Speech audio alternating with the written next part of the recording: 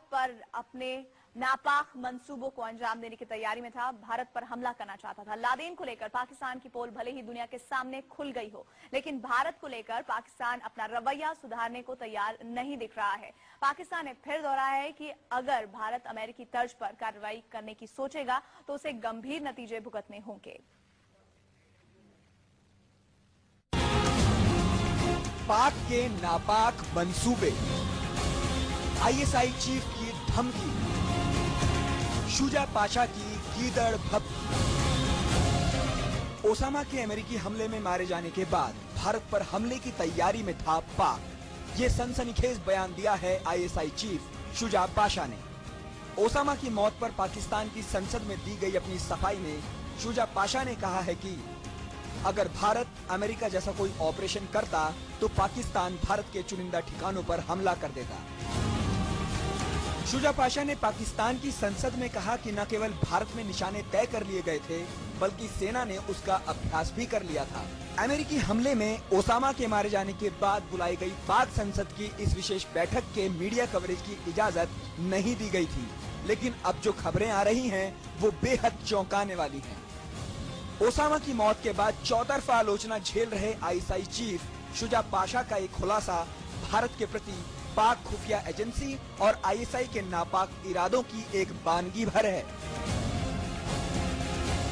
इसके पहले पाकिस्तान के विदेश सचिव सलमान बशीर भी भारत को चेतावनी दे चुके हैं कि पाक के खिलाफ किसी भी गुप्त ऑपरेशन के नतीजे काफी खौफनाक हो सकते हैं।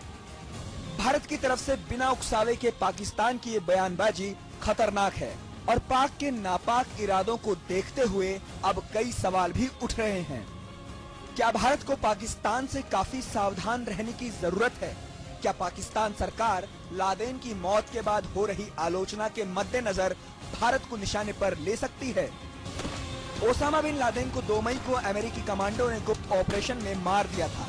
उसके बाद दुनिया भर में पाकिस्तान की साख को धक्का लगा है। अब पाकिस्तान सारी दुनिया का ध्यान आतंकवाद के मुद्दे से हटाने के लिए भारत के खिलाफ बयानबाजी में लगा है। Bureau report, news 24। और इस मामले पर बातचीत करने के लिए हमारे साथ हमारे संवाददाता अमित कुमार मौजूद हैं। अमित, शुजा पाशा का ये बयान बताता है कि पाक की तरफ से जो गीदड़ भपकियां देती जाती रही हैं, उसका सीधा असर कहीं ना कहीं भारत पर पड़ता है। भारत को एक सॉफ्ट टारगेट के तौर पर पाकिस्तान देखता है, तभी तो वो इस तरह के बयान दे देता है, क्योंकि सारी उंगली कायदे से तो पाकिस्तान पर ही खड़ी होनी चाहिए, लेकिन वो हमेशा अपनी तरफ एक औरा बना लेता है और उंगली वापस खड़ी हो जाती है भारत की तरफ। देखिए, ये पाकिस्तान की फितरत है और ये पहली बार नहीं हो रहा है। जब भी पाकिस्तान परेशानी में होता है, मुश्किलों से घिरा होता है, तो वो इन सारी चीजों से निकलने के लिए उसके पास एक ही रास्ता है कि वो पाकिस्तान भारत को निशाना बनाए, और इसीलिए वो कुछ न कुछ बयानबाजी करता है। अगर आप देखें तो इस तरह की कोई बयानबाजी भारत की तरफ से नहीं हुई है कि हम पाकिस्तान के अंदर घुसकर हमला करेंगे और दाऊद को मारेंगे, लेकिन इस तरह की प्रोवोक करने की कोशिश हमेशा से पाकिस्तान की होती है। और सबसे बड़ी बात की शुजा पाशा, जो कि खुद अभी टारगेट है, हर कोई इसको उन्होंने निशाना बना रहा है। कहा जा रहा है कि लादेन की मौत जो हुई, जिस तरह से सारी जो खुफिया मिशन पूरा किया गया, उसमें फेलियर है पाकिस्तान इंटेलिजेंस का, और इसके लिए जिम्मेदार अगर कोई है तो शुजा पाशा भी काफी दबाव है, और शायद अपने ऊपर जो दबाव है, अपने ऊपर जो उंगलियां उठ रही है, उससे बचने के लिए वो इस तरह की बयानबाजी कर रहा है। लेकिन सबको पता है कि पाकिस्तान की फितरत क्या है, पाकिस्तान का चेहरा क्या है, और भारत पर इस तरह की तोहमत लगाकर वो अपने चेहरे को छुपा नहीं सकता है, उसको अपने को बेदाग नहीं कर सकता है। और ये चाल अब अमेरिका भी समझ गया है कि पाकिस्तान इस तरह की बयानबाजी करके, इस तरह के हथकंडे अपनाकर वो लोगों का ध्यान हटाती है। लेकिन अब लादेन की मौत के बाद पाकिस्तान का जो चेहरा है पूरी तरह से सबके सामने खुल चुका है। लेकिन भारत के लिहाज से अगर समझे तो ये बयान किस नजर से लिया जा रहा है? क्या भारत इस तैयारी में है? क्या इस लादेन के खात्मे के बाद क्या भारत एक बार को ये सोचेगा कि अगर हमने भी हमला किया होता तो शायद जो मुंबई हमलों के गुनहगार हैं उनका अंजाम हो चुका होता, और अभी तक जो दंश झेल रहे हैं मुंबई हमले के लोग, वो अब तक अपने खात्मे तक होता?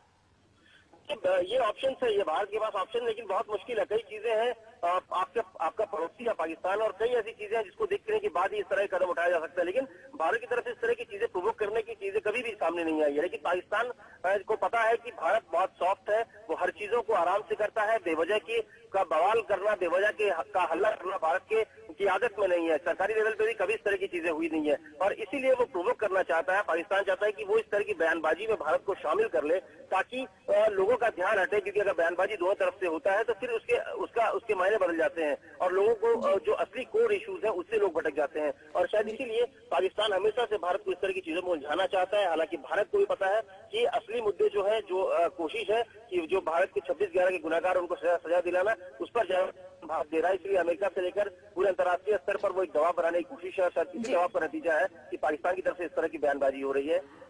अमित कुमार, शुक्रिया इस जानकारी के लिए। तो कहीं ना कहीं ये स्टेटमेंट ऐसा लगता है पाकिस्तान की तरफ से कि चोर के दाढ़ी में तिनका खुद अपनी गीदड़ भक्तियों से भारत को डराने की कोशिश कर रहा है, क्योंकि वो जानता है कि भारत इस वक्त काफी गुस्से में है और जो तस्वीर अब पाक की बनकर सामने आई है वो विश्व समुदाय में क्या है हर कोई जानता है।